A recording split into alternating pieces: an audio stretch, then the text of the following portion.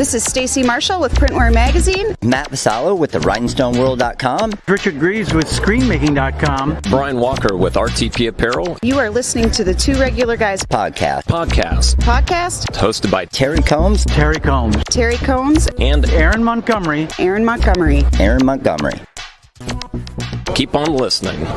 I don't know if these guys are that regular. All right. Well, welcome into the show. It is Friday, March 4th, 2022. I'm Terry Combs, and you can find me at terrycombs.com. And I'm Aaron Montgomery, and you can find me over at oursuccessgroup.com. So today, everybody, I am going to be virtually, so I won't really actually do anything more than just bring in our guest and be on that side of the table with him. So Terry's going to be interviewing both myself and a fellow Success Principles trainer, Brian Davis. Brian and I are in the process of putting together a half-day workshop that we're calling the Fundamentals of High-Flying Success. You'll kind of learn a little bit more about why it's called that here in a bit, but we kind of want to share our process that we believe is kind of a roadmap, so to speak, or since we're going to have an aviation guy on here, a flight plan. Very good. So we're excited to share all this and how you can kind of put that stuff in action and stuff I love to talk about. So Terry, you'll have to keep me under control here. So I'm in charge. Is that what you're saying to me? That is. So I'm gonna date myself. There's nothing wrong with your television set. Do not adjust the picture. We are controlling transmission. That's all right. Very under control. So everybody buckle up for a bumpy ride here today. The other part that makes this a little bit of a bumpy ride today is our producer, Eric Campbell, is not feeling well. We dude, just get some rest. We can do this, we think. So fingers crossed. I will be pushing buttons frantically as well. So should be a great time. And we're really excited. And Brian's such an amazing guy anyhow. And so I can't wait to talk to Brian here in a little bit, Terry. But how about we check in with a couple of regulators first, if that's okay? Yeah. Okay. And I mean, you're in control, so I have to just check everything with you. So. Yeah, let's go ahead and check in with the regulators here. Okay. Thank you, Terry. We got Charles checking in. Good morning, Charles. And Rich. And it's all going very slow on my side here. So sorry about that. Letty and my wife, Kylene, thank you for being here. And Josta from Sweden and Ramona. Glad to have you here today. We're glad to be here today, too. So we did not pick up the crud that poor Eric got. So, yeah. Sheila, Ryan, good morning. And we got Tyler Downey checking in. Good morning. And Todd, good morning. And Dale from Blackbird Studio Design checking in. And then what's up, Chuck, as Todd would say. Good morning, Chuck. So there we go. I think we've got most of everybody. There's Edward Henry checking in as well. Cool. All right, Terry. Well, before we get Brian in here, how about a little bit of news? There's some moving and shaking going on, right? Yeah, absolutely. Coldesi joins forces with Mesa Supplies. So two names in the commercial embroidery and apparel printing equipment world have announced they're joining forces with Coldesi Inc. acquiring Mesa Supplies. So several decades ago, and Aaron, as I read this, I thought that can't be true because I remember this. It couldn't be several decades ago. Going, oh, crap. Yep, that was several decades ago. Mesa Supplies, Fort Worth, Texas, and Coldesi of Tampa, Florida. They sold embroidery machines under SWF West and SWF East. So both companies renamed and grew over the years, adding direct-to-garment, white toner printers, rhinestone transfer machines, and expanding their respective e-commerce stores. Yeah. And now the two will work together. Coldesi has expanded, by the way, in recent years with the addition of Pentagrams in 2017, Belkhead in 2018, and bestblinks.com in 2020. And a little side note here, I remember reading also in the article that you'll still be able to reach out to if you're a Mesa customer, reach out to your regular Mesa representatives there. The same phone numbers, everything will be exactly the same. But joining forces again, I guess. Yeah, there you go. But back to a little more strategic partnership or just joining forces. Yeah, for sure. Excellent. Okay. So what I've got here is a Edmonton man set record for the most t-shirts worn during a half marathon. And That's did you know that's a very, very specific record. I know. Maybe that's how I can break a Guinness World Records. Find something extremely specific that I could do.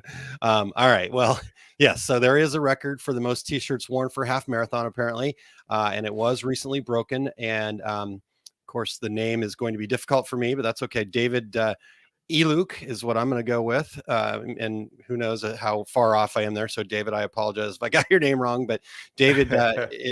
At the Edmonton's hypothermic half marathon on February 20th, he wore 90 T-shirts on his run for the 13.1 mile race. And the previous record was 76, according to a report on Canadian Running. And if that wasn't enough, wearing 90 T-shirts, he actually had a very respectable half marathon time of 2 hours, 37 minutes and 54 seconds. I've done it in a shorts and tank top and was well longer than that. So in Edmonton, I might have that many shirts on anyway without even realizing I was going for some kind of record. Exactly. So do note that when it does come to the T-shirt wearing record, the time does not matter as long as you complete the course. So, and Todd just mentioned, how is that not a record that Tom doesn't have? Well, side note, in 2011, friend Tom Rowan with the T-shirt lab and whatnot, he broke the Guinness World Record for wearing 247 T-shirts at once. But that record was actually broken in 2019 by Ted Hastings, who wore 260 T-shirts. So wearing T-shirts is a thing. Aaron, I remember talking to Tom about that once, and he said, once I got to 247, I'm like, he goes, it just all set in. It's like, get me out of these, get me out. Yeah, goes, kind of feeling there are two guys just ripping them off of him. Yeah. Yeah, I could see that, man. You start to feel the weight of all that and feel claustrophobia. Yeah, totally. Oh, wow. If there's a fire, I can't get through that door. Yeah. Walking around in that, I wish we had a picture of the guy running and all that. That could be interesting. Kind of be doing this. Yeah. All right. Well, interesting news, but just a little fun. Hey, T-shirts are still fun, so that's a good thing. Right. And all right. Well, are we ready for the dad joke, Terry? We are. Where did this one come from, Aaron? This is interesting because this is Lewis approved. For those of you that aren't familiar, Lewis is my 10-year-old son. So I have to approve all the dad jokes through him first. But we were watching a program that we like to watch on Discovery Channel the other night. And it's about, it's the 100-day dream home. These people build from the ground up somebody's home in 100 days. Well, the home they were building, there were 6 cows on the property as well. So there were numerous cow jokes throughout the course of this particular episode. And this one stood out, and we all laughed really hard at it. So it made the cut. Now, one other thing I'd like to note, we do have some other folks sending us some dad jokes, so we appreciate that. I heard something the other day that I thought was interesting. It doesn't necessarily have to be a dad joke. It could also be a parental pun. Thanks to Kristen shared that with us. So that's right.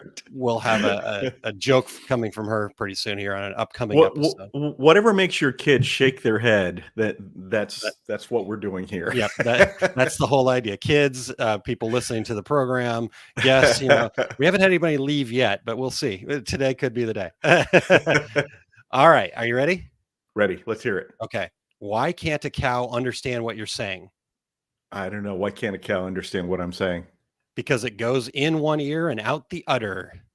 That's a pretty good one.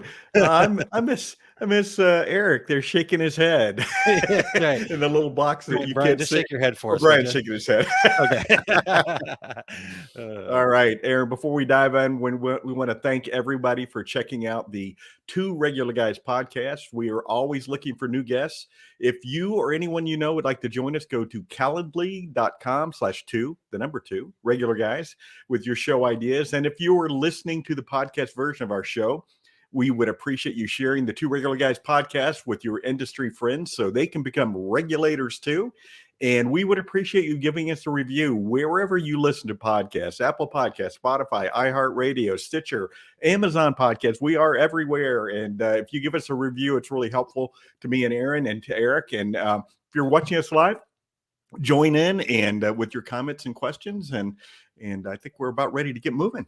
Yeah, I think so. So let's, I want to just share one thing that we're doing real quick over there at our success group, and then we'll get Brian in here and get on this here. So let's hear that, and then we'll be right back. We are looking for undercover heroes. Yes, those heroes hiding in the dark. You know, the people just like you and me who have families, businesses, a community counting on them to be able to share their unique gifts. You're going to be able to spot them because of the dubious evil villain, self-doubt. This evil inner critic who is blocking them from achieving the amazing results they deserve. This villain is so dangerous because she could be undermining you as we speak. My wife, Kylene Montgomery, and I will be guiding another group of superheroes through a 60-minute virtual workshop to share a process to remove limiting beliefs. And we're going to leave you with the resources to keep you knocking down blocks anytime you want thereafter. Please send anyone you know with self-doubt or limiting beliefs to oursuccessgroup.com/unlock. This way, they can sign up and unlock their full potential. Oh, and by the way, so can you. All right. Well, check that out, Terry, over there for folks. If you want to go over to oursuccessgroup.com/unlock, I'd really appreciate you checking that out and see if that might be right for you. Hey, you know, that superhero, by the way, I know he's a superhero, so you can't tell his identity, but he looked a lot like Lewis. So. Well, it is not, but thank you. He does. It does look like Lewis. I love it. All right. Well, speaking of Lewis, Todd mentioned to tell Lewis that joke was really moving. Edward shared that joke was utterly ridiculous. And Letty, always with a good follow-up as well, says moving on. So there we go. We got all the cow jokes out of the way there here this morning. And we have a couple of weeks worth of dad jokes submitted already. So, but hey, we're always looking for new ones, and good ones would be, you know, always a plus. Hey, you know, it's all gray, right? What's good, really? Right? How much groaning do you need? Okay. All right. Well, let's get into this here, Terry. I will step out of the way and let you have control actually here. But are you ready? Can you handle the power? I'm ready. I can handle the power. Let's see. Okay. Well, let's bring in our guest, Brian Davis. And I will, like I said, slide around to the other side, Terry, and it is all yours, sir. All right, very good. Well, welcome into the show, Brian. Happy to have you here. And you know, all the regulars know Aaron and how he's been on this journey with success principles. But Brian, can you? I know how I got teamed up with Aaron because at US Screen they said, "Oh, and you two guys are going to be rooming together." But Brian, share your story and how you came to be teamed up with Aaron on this. Thank you, Terry. Thank you, Brian. This is so cool. This is a really awesome podcast. This is awesome. Thanks for having me on here. Yeah, absolutely. I met Aaron in the virtual boot camp. We had like this online Jack Canfield virtual boot camp where we learned how to become online trainers and just kind of add to our skills we already had and learn how to do presentations, more presentation skills in the online world, things that I needed to do. And it was perfect in the era we just went through. So I met Aaron there, and then we joined a mastermind group together. We kind of just hit it off, and it's been awesome ever since. Yeah, it has been awesome. But Brian, you and I, as far as I'm concerned, we connected. I love your story. So will you share that with folks? Like what is your story that led you into the success principles and where you're at today? Yes, so much to share. I'll keep it short here. I'll put a timer on myself. Getting better. No, we got plenty of time. We're all good. So I'm a retired Navy pilot officer. So I flew for the Navy for 20 years. And then in that time, I also flew corporate aviation. And so part of my story, how I got into all the success principles, like practicing these principles in all my daily affairs, because they're so awesome. They're just good foundational tools of success. And I realized I was losing a lot of them in my whole career and in my aviation and life experience. And I got really good in the Navy, as you can imagine, at work hard, fly hard, and drink hard. And so I established a really amazing drinking habit. I should be like, oh man, I want to drink with that guy, but I can't do that anymore. I had to give up that habit because it wasn't serving me. I fired and wired it too much to where I need too much to get me back to that same place in space, kind of like taking 200 milligrams of Motrin, 600, 800, the brain remembers. And so that's something I had to give up. So back in, I have 8.5 years of sobriety. And so my initial path and journey in life was in 2012, I came up with on my pilot medical, my doc asked me, Brian, do you want your flying wings or your drinking wings? And initially, of course, because I was stuck in that, in the thinking of drinking. And I was like, well, I kind of want both, doc. Can I have both? He's like, no, Brian, you have to make a choice, make a decision. Decision to decide, cut off from. And I'm like, okay, well, I guess I'm getting what you're saying here. I would like my flying wings if I have to choose. And he goes, okay. And so I had to leave my car there in the parking lot, and I went to rehab in Florida. I was like, wow, with my tail between my legs, and like I had to give up a lot to get back everything. And so that put me in a place to where I had to really dig deep and find some new tools to be able to keep my pilot medical. And so their program there is the Alcoholics Anonymous. So I went into, you detox first, then you go out, come out, and then you do a 90 and 90. You do the AA program for anybody. It's a 12-step program. You can insert sex, drugs, alcohol, gambling, anything, any addiction you want to overcome, because it's our stinking thinking. It's my stinking thinking. It's a character building program. So I look, and I got to go into some shadow work and things. And so once I got myself back on track, on course, and that's some of the principles, like that's why I love the Jack Canfield, these principles, because they're like on course, off course, using feedback to your advantage, like our whole program, Ready, Aim, Fire, like it all works. And so I had my foundational principles there. I had to, like my story, basically a setback is a setup for a comeback. So I had to get back into flying. So I got a job working at flight safety, teaching the airplanes, because I used to always teach airplanes. The best way you know something is when you teach it to others, right? Yep. So I taught on the 3-engine Falcon. I got a job flying or teaching on the 3-engine Falcon 900 at flight safety. And then that led to, so I basically set goals, and you'll see in the program how I did it. And like through ideals, vision, mission, goals, actions, what do I really want? This is the plane I wanted to fly. And I set that all up, and lo and behold, the chief pilot came through training and asked me after a few times. I had to say no because I had a contract at flight safety. He said, Brian, would you come check it out and see if you want to fly with us? So like another principle, when in doubt, check it out. I did. I went to the British Virgin Islands. I flew with them. They liked me. They loved me. And I got a chance to fly for Sir Richard Branson and fly his private plane around the world, around the planet, fly him and his family. And so all my character traits that were in work, in progress, were good enough to be able to fly him, his family, and lots of other famous, fancy peoples. And not that that mattered. I already did that in the military, flying logistics. So they're awesome human beings that I got to fly and maintain my sobriety on a drinking island with a boating problem down there. That's awesome. That's a great story. Yeah. And then it better gets. And that's how I got into these success principles. Yeah. That's awesome. Well, Aaron mentioned in the intro that the two of you are working on a half-day workshop called the Fundamentals of it's all capped in my outline, everyone. The Fundamentals of High-Flying Success. So where did this come from? This is for both of you. Yeah. I'll jump in here first.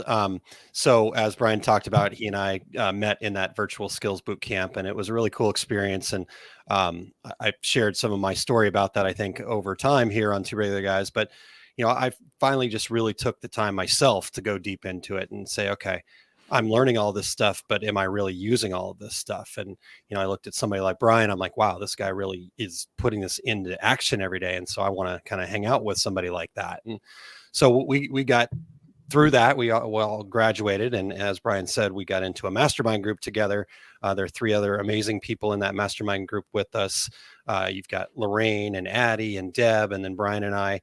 And we actually did a presentation back in December of 2021 called Mastering 2022 using the success principles. And it was a 90-minute presentation that the 5 of us did together. In fact, the recorded version is still out there if you haven't seen it. If you just head over to successkeys.cc, I'll try to put the banner up for those that are watching live here in a second. But So it was this really cool experience, and we all get so passionate about sharing the principles. You guys know that. Terry's like, "Yep, again, here we go again," right? I know.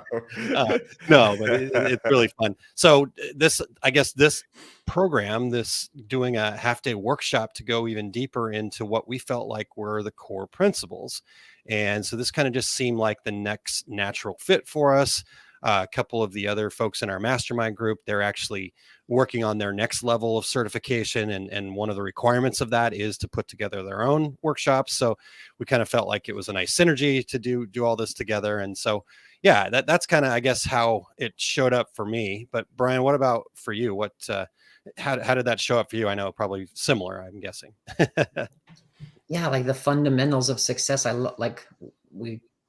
Fun. Life should be fun, right? So like the principles, like in the AIM principles, be clear why you're here. Our passion statements, like creating the life that we want, being a deliberate creator rather than a creature. I was kind of living as a creature at a point. I kind of let my life be on autopilot, but then I had the choice to go create an awareness and then go, hey, life should be fun. And then, it's like downloading from the Matrix. You'd insert program. I want to fly a helicopter, or insert Falcon 900. I go to school. I develop the skill set. And then we're so good at it.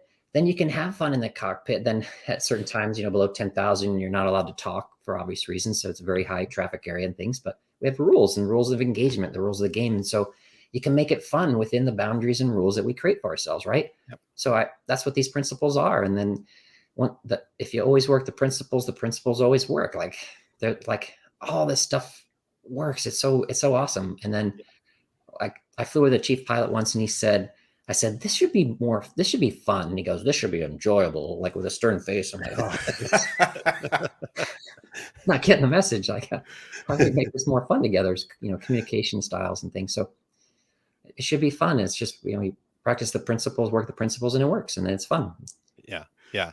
And I agree. And one of the things is we talked about fun being in all caps there. And as Brian said, it should be fun. So both Brian and I are working on separate books, and my book's called The Fundamentals of Business Success with that FUN in all caps, because it's not that I love working hard. I enjoy kind of getting after it. And I have this competitive side of me. So, and I also have this really motivated side of me. But at the same time, if it feels like a grind, this whole hustle grind mentality that seems to be out there pretty heavily in the world right now, that's hard for me, because if that's the way it's always going to be, then what is it exactly that we're doing, right? I want to have guidelines and principles like Brian's talking about here. I want to have this guardrail set to keep me going in the right direction, but I want to have some fun along the way, so working hard. But then, last night I took my son to a volleyball game, and we were out past bedtime, right? So it was okay, but we had a blast. And wait, whose bedtime? Both of ours, really. I was asleep before he was, but that's a whole different story. So anyhow, that's what the fun part is all about, and I think that we're just really excited to kind of be putting this together right now. Brian, as an observer of people, I think when people hear that you're a pilot and you're at the pinnacle, everything is perfect for you. And I was sitting across the aisle on a flight, and there were a couple of pilots right across the aisle from me, deadheading back to somewhere, and I overheard the conversation, and one pilot said to the other, just once, I'd like to hear him say, "Nice landing." So everybody's got their issues to deal with, right? Totally. I immediately pulled out my little notebook and wrote that down. I'm using that sometime. Yeah, totally. Hey, Terry, before we move forward, can we grab a couple of the regulators' comments here real quick? So Edward was just saying to Brian, thank you for your service. He went the opposite direction, Navy submarine service. So above ground and below ground there. We've got that covered here. Awesome. Yeah. And then Dale says setting goals allows you to focus on something that's outside of the ambient noise of life. I wasn't chuckling about that. I was chuckling about the next comment, but I think that's a really good point, Dale, that, Brian, do you have any thoughts on that? Yeah, it's an inside job. Like, so I love that. That reminds me of that, it's an inside job. Yeah. And so we have to go inside to create that 5D world, like like where people, places, things on the outside aren't. So we get to create and then see it show up in the outside world. I love that. That's how I see that one. Yeah, definitely. Thanks, Brian. All right. Well, the one I was chuckling at, Jerry said, good question, Terry, about bedtime. Whose bedtime that was. So, anyhow. All right. Well, we got that covered. Thanks, Terry. Appreciate you letting me jump in there. Yeah, very good. My son-in-law just recently left the Navy as well, as he was a naval officer on the USS Alabama submarine. So lots of Navy here today. Yeah, go Navy. Yeah. Yeah. Well, let's talk a little bit about our audience. Brian, is mostly garment and product decorators. So question to both of you. I'll start with you, Brian. Why might a garment or a product decorator care about this for their business? I believe these principles they're universal. I'm using them as a pilot, and then I look back on how have I used them as a pilot, and it's like already principles. They're like taking 100% responsibility of no blaming, complaining, excuse making. How do I create, promote, or allow everything that happens to me? Justifying, defending, blaming. It gets me to the of the situation. Like in the cockpit, we don't have time to talk and share. We create checklists and things, standard operating procedures, so there's no ambiguity, no questions. So we're not trying to think too much unless we have a problem. Then we have a procedure for that, and if we don't, then we go try to build one to make sure we cut out anything so we know what to expect. My brain's a meaning machine, expectation machine, association machine. So this applies if I'm working on the inside stuff, and that started for me. It started with the 12-step program, which is just a character building program. Then I can communicate better with other people. And so taking 100% responsibility, the E plus R equals O equation we'll go over is event plus response. My power's in my response to people. And so I get more responsive than reactive. And I think before I do something. And so these, all those socials that are called soft skills. I just went to a leadership conference for aviation, the first one, return to service in Dallas, Fort Worth. And the big message was learning to go from a manager to a leader. And a leader is someone who inspires, empowers others. And they call them, instead of woo-woo soft skills, they're essential skills. If I can communicate better, then everything, all my relationships are, work. And so being a more effective leader, and these are awesome leadership skills. Yeah. They totally apply if I work in these principles in all my daily affairs. Yeah, 100%. And I like what Brian was saying about, in the cockpit with the decision-making stuff. Our world is fast paced, right? Where things are changing dramatically all the time. You can get shirts, you can't get shirts, all of these things are changing, and having this mechanism to quickly make decisions, to feel confident in the decisions that you're making. All these things are really terribly important to anyone. I just am excited about the fact that I know that it applies very closely to what we do in the garment decorating and product decorating world too. So having this roadmap, I think, is so key. And again, like Brian was talking about, it might seem like this kind of woo-woo concept, but when you actually start getting these things into practice and you just start doing them and making them part of who you are, part of your character, like Brian talked about there, everything's going to fall into place so much better, because if you don't have this framework, I truly believe this, it doesn't really matter how good of a screen printer you are, how many of Terry's classes you've gone to, and he's taught you everything he knows, right?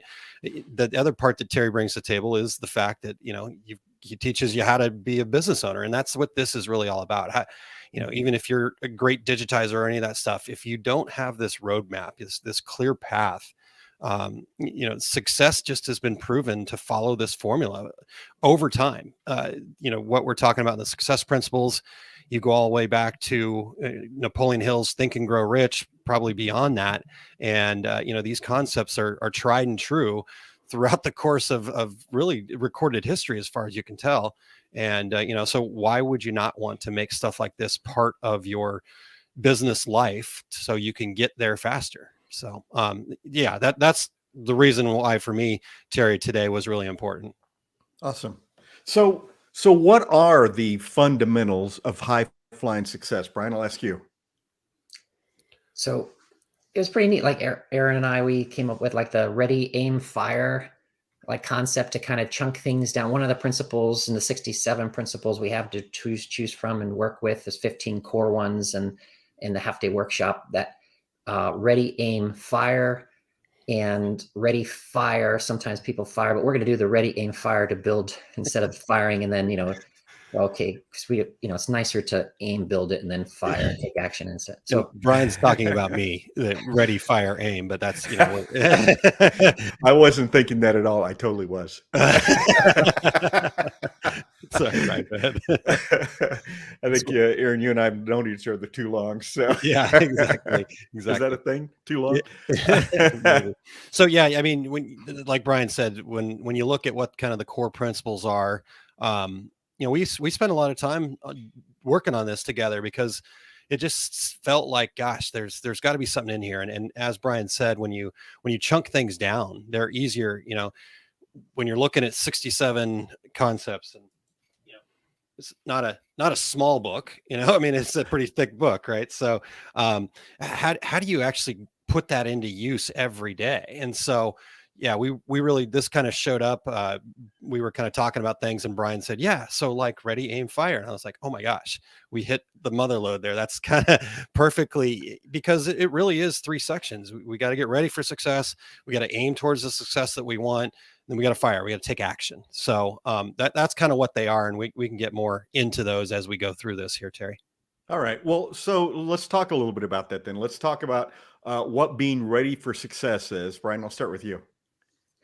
For me, ready for success, so the principles in the ready, when we chunked it down, the ready group, like taking 100% responsibility, and that's no blaming, complaining, excuse making, kind of reforming my brain for, like, I'm learning, like if I just take a 5% more responsibility and say we have 7 goal areas of like personal goals, health goals, career, business, finance goals, my spiritual goals, emotional fitness goals, like contribution and legacy. Like if I take just 1% responsibility, I start learning about myself. Like, wow, I have I start complaining when I want to do something. Like I have a thought pattern that stops me from achieving all the awesome things other people are seemingly do it like so easily. So like that, taking 100% responsibility and then cleaning up messes and incompletes in my life. So like, kind of like when you start a new work project, I mean, you might like keep all the stuff all over your desk and things, but you can't find all the tools. It takes a longer process. So like clean off my desk, clean up my messes and incompletes in my life. I have more poker chips. I have more space in my brain. It feels like, brand new project, brand new thing. And so say some of the other ones, like dropping out of the Anal Alpha Club too. So I have to put myself in the right environment, right? That's a nurturing, growing environment. So it's getting ready for setting up, okay, now what do I want? That's like the next part. So it's kind of like clearing out space and room to grow before we retool. Yeah, Brian, I love that. And I love that you mentioned the poker chip thing too, because if you think about that, if anybody here plays poker, when you've got a big stack of chips in front of you, when you've got that, you're more confident, right? You take a little bit more risk, you push other people a little bit harder, you do all that stuff. So that's really what we're trying to do here, is we're just trying to give ourselves the biggest stack of poker chips to start with, so we can get started, and as Brian talked about, a big part of that is that focus on taking 100% responsibility. I'm sure this happens in other industries and other areas. And even just talking to Brian, I know that there's some of this that goes on in the aviation world, but since I live and breathe the garment decorator, I'm lucky to be able to do that every day. You look around, right? You look around at like the Facebook groups, for example, and you see a lot of complaining and a lot of commiserating and a lot of, it almost seems like a competition, so to speak, of, okay, well, I can't find this. Oh yeah, well, I can't find this and this, and the next person. I'll help you. And keep.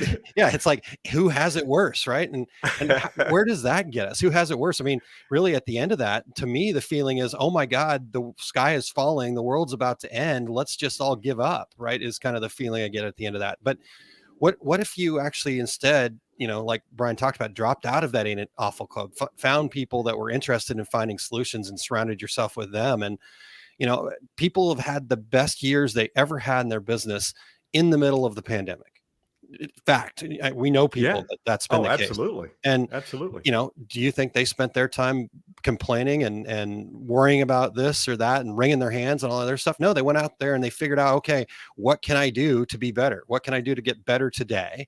And, they started earning the trust of their customers by showing up. And so that's keeping their agreements. And then they also started building that self-trust by what Brian was talking about with cleaning up their messes and having that space where they felt good and they were ready to tackle the day, that kind of thing. So, I love the ready section for sure. And I think honestly, Brian, don't tell any of our rest of our Canfield friends here, but I think that if people just really focused on that they would could probably check a lot of boxes, but we're going to add on even more than that. So how about that? Love it. Aaron, when you said that about during COVID, I'm thinking back to our buddy Lon Winters at Graphic Elephants and how every week, because things were looking bad, and every week he would meet with his staff and here's how we're going to accomplish it this week, and taking it a week at a time, and obviously came out successful on the other end, because I certainly see Lon at all the industry events. So. Yeah. I mean, he even shared with us in some of those opportunities we had to get together, the cocktail parties that we'd have on Zoom there, that, while it was tough, they were still figuring out, and that after they got through the kind of rough parts, that it, started happening. But, Lon's one of those guys that has built a lot of trust and is willing to, put it out there, clean up the messes and complete, take responsibility for his business. And so that's what we're trying to share with people. How do you do that? I think we all know that business owner or manager, that person that you talk to out there, that when you're having a conversation with them, that their response is going to be why it wasn't their fault, or whose fault it was, and it's never them. So yeah. But let's talk a little bit more about the second part, and what specifically does it mean to aim for success? And Brian, we'll start with you again. For me, we get ready, and now aim. Now we're kind of like creating our flight plan, right? So we know we're creating that flight plan, and it's of like, okay, like I think of it as ideally, I would like, so my ideals, my vision, mission, goals, and then actions, like the last part, the fire part. But I wrote down for myself my notes of like we create, like with being clear why you're here, the aim principles of my passions, my joy. So like, if I I made like golfing, I love golfing and I get really good at golfing, then like, I don't know that I would change my careers and become a professional golfer at this point, but it's one passion and joy that if I set some goals and things, well, I will go down a road of attaining something like, and same thing like with my passion for flying. So I come up with my passions and my joys, being clear why I'm here. And we start building the flight plan to get to our destination. And then, later we'll take action and actually get in the plane and go execute it. And so this is like building the plan of using that, creating our vision for ourselves, deciding what we want. And then we use the goal setting model and do lots of facilitations on the goal setting, and then affirmations to help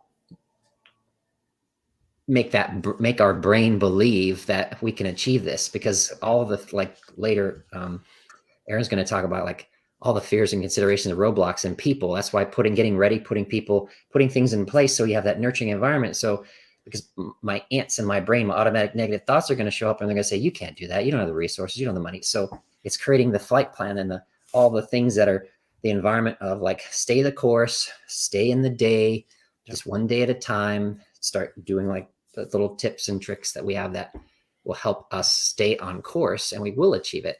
And so it's just the flight plan. It's creating that, what do we want? And yeah.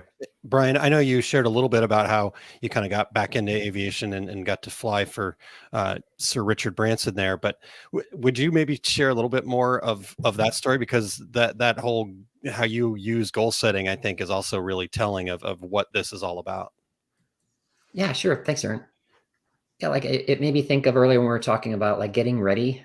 Like there was a kink in the cogs, and like a broken part of the machine was, my drinking habit wasn't working for the machine, right? So I had to take 100% responsibility and fix that, and put something into place, retool procedure, a new practice, a new spiritual practice that got me back on course. Okay, once I get rid of that, woohoo, then then I can start more of me start showing up, which is amazing, and relinquishing that habit has been amazing, and then finding new ways to like have fun in life has been awesome. So the whole like, once I put that aside and I started to retool, like using SMART goals, being specific. What do I want? What kind of new flying job do I want? The last flying job had all night flying, a twin engine jet, the first version of the Falcon 3-engine Falcon that I flew. We were going night flying for an owner. I was on the backside of the clock, tired. Like, we used alcohol as a poor vehicle to like kind of get through. And it was always tired, sleepy. And then so I said, I don't want to do that anymore. And so I sat down and wrote out, what do I want? And I put down all the things that I wanted, and we used a SMART goal format. And then I said, okay, how do I do that? Well, I have to go back and retool, go to school. So I went to flight safety. I found the job. And so you kind of release it to the universe, and that stuff does really work, and it shows up. And flight safety, bam, right there. I needed a Falcon 900 pilot here in Teterboro, New Jersey, where I live. And I applied and I got in and I taught on the plane, got that skill set, and then just take one step at a time, one day at a time. And the chief pilot shows up, asked me to go check it out. I did. And it all fell into place. And, it works if you work it. It really does work. Yeah. Yeah. I love that. Terry, we've got a couple of quick comments from Ramona here that I wanted to share, if that's all right. Sure. Okay. She said, aiming would include reversing the negative failure thoughts. Brian mentioned those as ants. Describe ants one more time.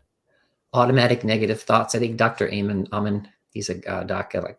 He talks about, my automatic, the ants running around in my head, automatic negative thoughts show up. Yeah, exactly. Okay.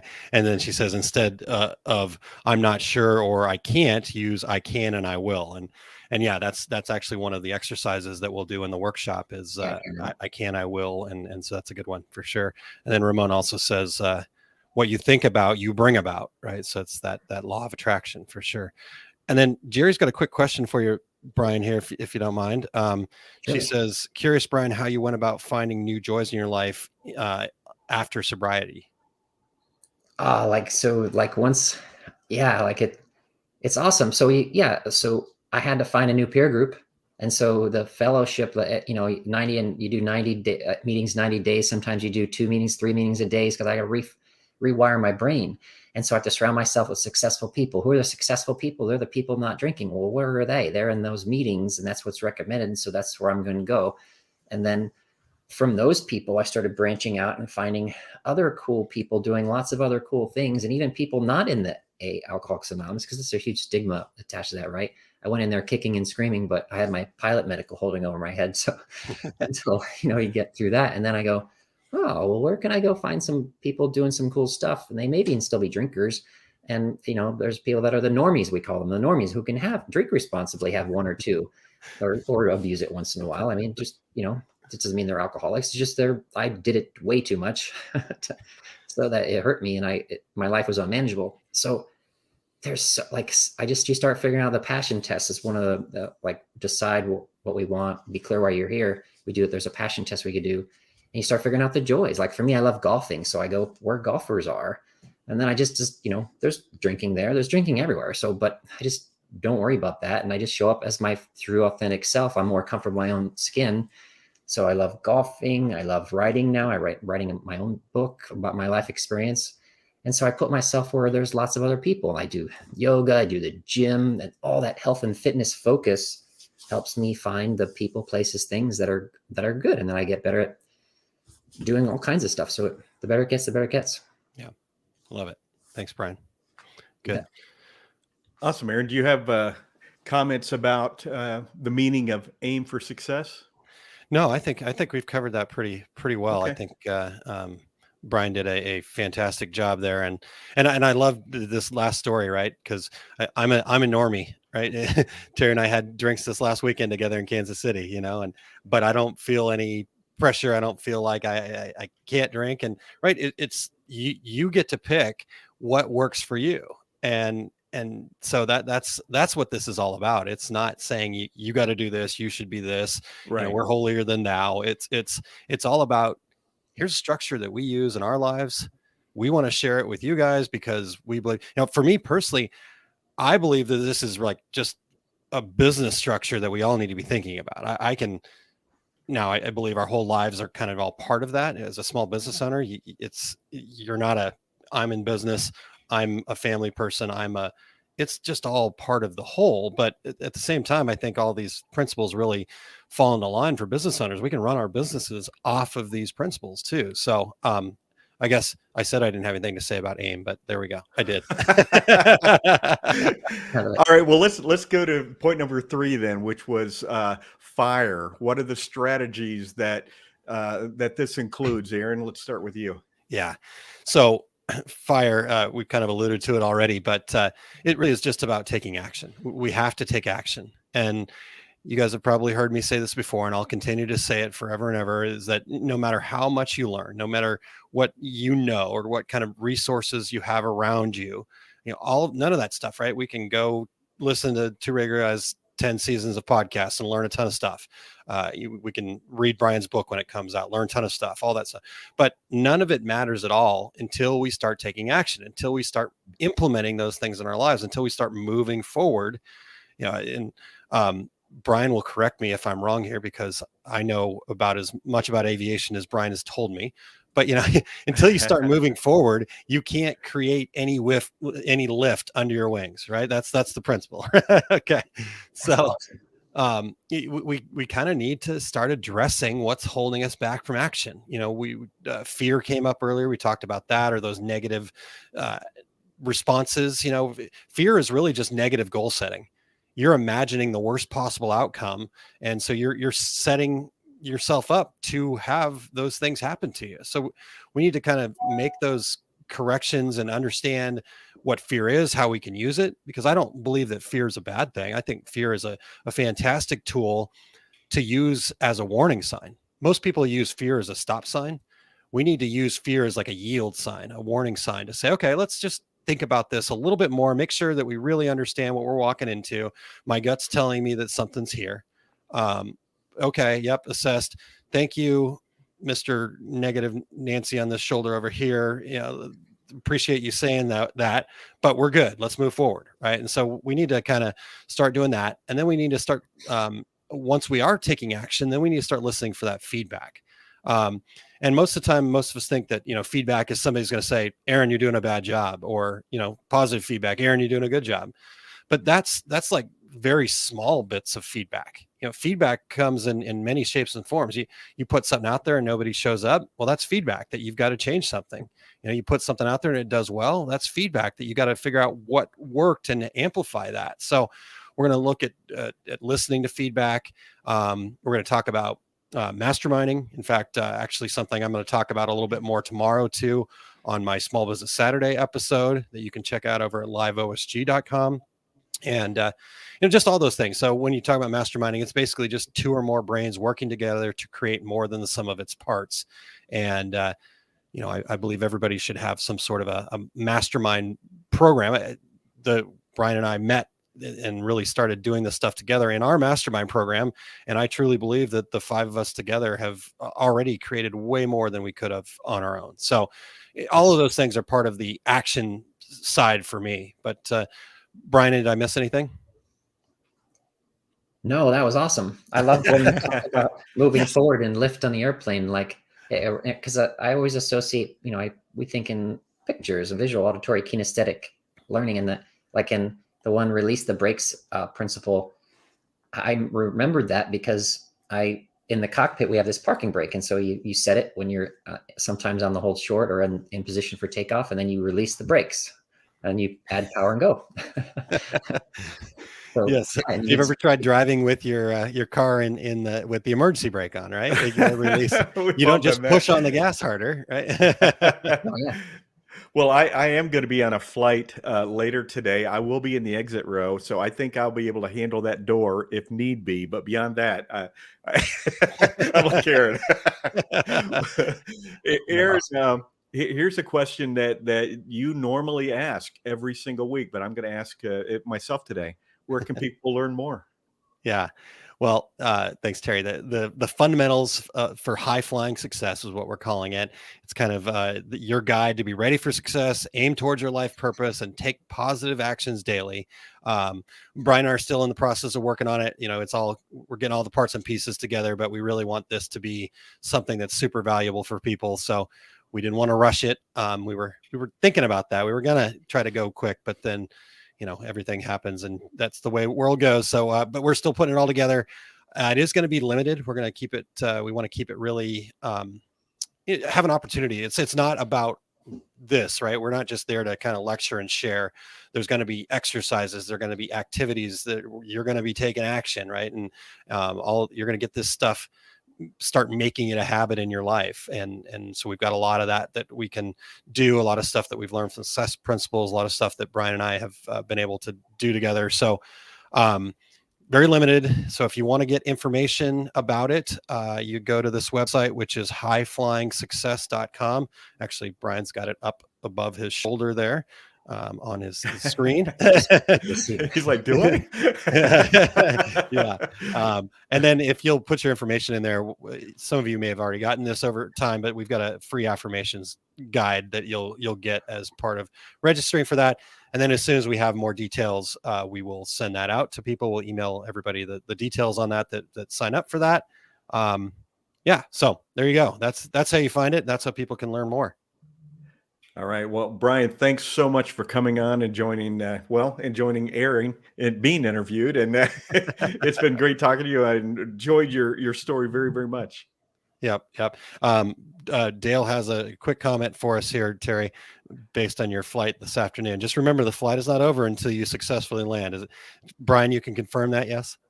Yes. And sometimes, so I'm not an airline guy. I've been corporate. I was airline guy different times, but sometimes you get judged by your landing, right? I'm sure. If you hit the 3-wire, from the aircraft carrier, it's going to be a hard landing, but people may be like, oh, it was the worst flight ever because that landing was full. They judge you by your landing. I just took you 3,000 miles, but yeah, my dad actually just came back from Phoenix yesterday, and I asked him, dumb question. I should never ask my dad this because I open it up, I leave it open-ended, but I said, oh, so how was your flight? Oh, it was terrible. He's not a fan of flying.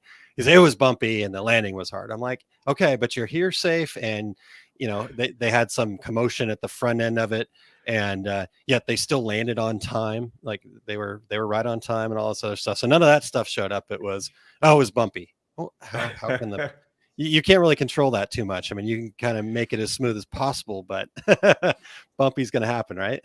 And then in flight training, you have to keep, once you land, then you got to keep flying the airplane. Some guys in initial flight training would all right, we're done once you put the nose down and the spoilers come up and keep the airplane on the ground. But now you have to still work in the pedals, then work in the brakes, and then you have to taxi off, and it's not over. Now that you've probably seen every once in a while, there'll be a stray bag going down you're like, where? Look, oh my God, did you see that?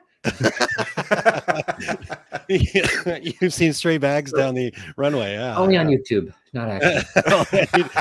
Okay, so Brian, real quick, I know we're getting closer to the end here, Sorry. but give us one. What's the craziest thing you've seen in your flying world? I have never asked you this, and I just want to. Craziest thing I've seen in my flying world. Well, every once in a while you'll see a balloon, or like a kid's balloon, a red balloon flying. Really? I guess that makes sense. I guess. Yeah, it does make sense, but I guess I've always sat in the back, so you look out the side occasionally, but you're not focused like you are on everything that's going on around you. But not 99 Luft balloons, right? All right. Well, again, yeah, thanks, Brian. Appreciate you being here. Terry, great job. Brian, we're gonna put you back in the lobby, but we appreciate you showing up, and we'll talk to you guys again soon, and hopefully you guys get to meet and learn more about Brian when you join us in that workshop. Thank you, Terry. Thank you, Aaron. Pleasure to be here. Sam. Thank you, everyone. Cool. All right, Aaron. That was awesome. Yeah, it was. Thank you, Terry. I really appreciate that. And as you guys can tell, I get pretty stoked to be able to share that stuff. And somebody like Brian, who I think one of my greatest skills in life is I surround myself with people that are better than me. So, I did a podcast with Terry, got Eric on board. I got Brian hanging out with Brian now. So yeah, this is a very cool, exciting stuff for me. So Fantastic. You're very, very kind. And hey, you have more to add though, don't you? You have your finger on the button. You have 5 things to share today. I do have 5 things to share today. So let me push some buttons and see how we do here. All right, here we go.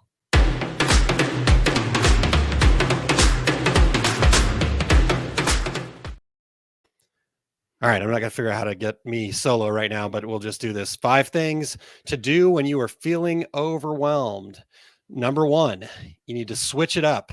Go to a different room, step outside, whatever you got to do to kind of shake things up. When you're feeling overwhelmed, you just got to move. Our brain works in rooms, so just leave the room. Number 2, find at least one thing, anything, doesn't matter. It can be the smallest, tiniest thing. Just one thing that you're grateful for. Just you'd be shocked what that's going to do for you. So just try it out. Right. Number 3, ask for help from a trusted source, your best friend, your family, your whoever it is for you. Ask them for help. Just say, here's where I'm stuck. I need help. Getting that advice is going to start your brain going in the right direction. Number 4, ask yourself this one question. What is the one extremely simple, most slight, easiest thing that I can do right now? Right. I'm feeling overwhelmed. I'm stuck. What can I do right now, this very moment, to move forward? And then number 5 is we have to take action. We talked about fire earlier today. We have to take action. When we take action, we build momentum, and that momentum will help us overcome anything that we're feeling overwhelmed with. So just don't stop taking action. All right. So there's my 5 things, Terry. Awesome. Those are great 5 things. And hey, all of our regulators out there, we are always looking for 5 things. And if you just want to jot them down or film yourself or come on the show live and give your 5 things, we would love to have you participating in the show. And Aaron, what do you have coming up? Yeah. So in just a little over 30 minutes here, 33 minutes right now. I'm going to be doing the half. It'll be, so it's kind of the quarter, but I'm going to put it out there. If anybody wants to show up, I'll have a link over there that they can jump on, and anybody can join me on the half, and they can be on the camera side if they want. But if not, I'll just answer questions for people for 30 minutes. And so that's happening over at liveosg.com, or you can find it over at facebook.com/Our Success Group Pro. So just look for the Our Success Group page on Facebook.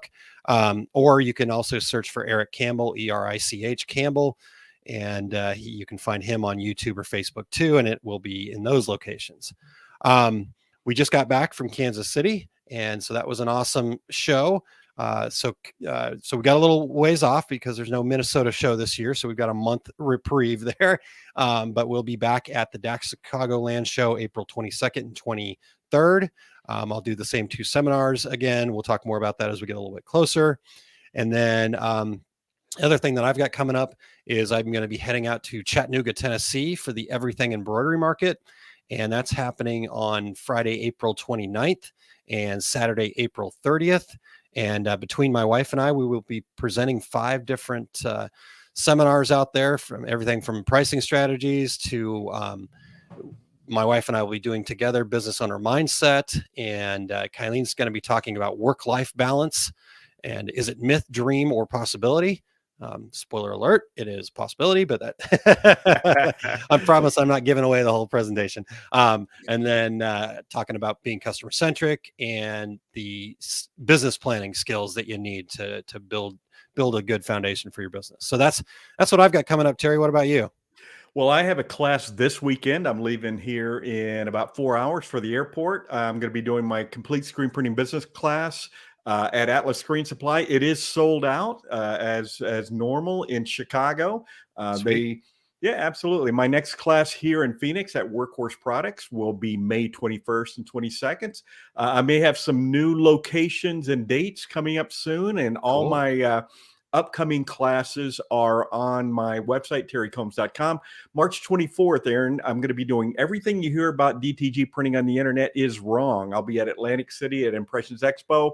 The next day there at Atlantic City, I'll be doing screen printing specialty inks. And as I said, you can find all my upcoming events at terrycombs.com. And Eric, let me just say real quick, no take up today, I believe. Aaron, is that correct? Yeah. Okay. He mentioned on his Facebook post that he's got some great content that he'll have ready, but he needs to rest. So give him a break there, and he will be back with the take up next week, and all sorts of great stuff for you there. So stay tuned in. Don't go away. I was just going to say he has 2 classes coming up in Chicagoland at the DAX show, digitizing your first design, finding your foundations, and design editing and alterations. That will be at daxshow.com for more information. Yep, absolutely. Real quick, Terry, just let me share a couple of shows coming up here so people are familiar. March 10th through the 12th, the Graphics Pro Expo happening in Irving, Texas is going on. You just mentioned Impressions Expo in Atlantic City. That's March 25th through 26th. Graphics Pro Expo in Denver, Colorado, happening April 14th through the 15th. And then we've got the DAX Chicagoland show. It's in Tinley Park, just outside of Chicago, April 22nd through the 23rd. Mentioned Everything Embroidery Market in Chattanooga, Tennessee, April 28th through the 30th. And then two more here. Graphics Pro Expo in Indianapolis happening June 2nd through the 4th. And then not a show to go to, but you should certainly come check it out. The Skills USA National Competition happening in Atlanta, Georgia, June 20th through the 24th. So if you're happen to be in the Atlanta area, it's totally worth checking out. It's free to come in and see the breadth of this skills competition. There'll be our sublimation group there. There'll be screen printing and some stuff like that. But you're also going to see all these kids competing in things like HVAC and construction and automotive repair and hair and nails and cooking. And I mean, there's 173 competitions, I believe. So it's really cool to see. Fantastic. All right, sir. Well, Terry, we've come to the close of another show. Thanks very much to Brian for his time and joining us today and working with me on this upcoming program, the Fundamentals of High Flying Success. So if you want to check that out, again, go to highflyingsuccess.com and you can put your information in there to be notified once we have more details available for you on that workshop. And so I think that's it for today. Yeah, absolutely. And we want to thank, even though Eric's not here today, Eric Campbell is normally here keeping the wheels on the podcast bus turning every week. And Eric, we hope that you feel better soon. Yep, absolutely, Eric. Get better. And thanks for all that you do for us. Terry, next week, we're going to have Hope Dale and Christina Schulman, and they're going to be joining us. They're the 2 folks that put on Everything Embroidery Market. So we're going to actually talk about what's going on in Chattanooga, Tennessee. It's a show that's been going on for a little bit, but Christina and Hope have recently taken it over. So we want to learn all about what Everything Embroidery Market's all about. I hadn't really heard of it until hearing from them. So I want to make sure we tell people about that, but they're also really, really cool people. I had an opportunity to actually be on their podcast. And so not only are they going to share about Everything Embroidery Market, but they'll be bringing the golden nuggets that we always expect from our guests here on Two Regular Guys. So absolutely. There we go. All right. Until then, I'm Terry Combs. He's Aaron Montgomery. And we are the Two Regular Guys. Here we go. We're out. Awesome. Thank you for listening to Two Regular Guys. Check out our website at tworegularguys.com. That's the number 2, regularguys.com. You can also interact with us over at our Facebook page, facebook.com/tworegularguys, or send us a tweet, twitter.com/tworegularguys. And we have a YouTube page. You can find all that from our website, tworegularguys.com. Thanks for tuning in, and we look forward to spending some time with you again next week.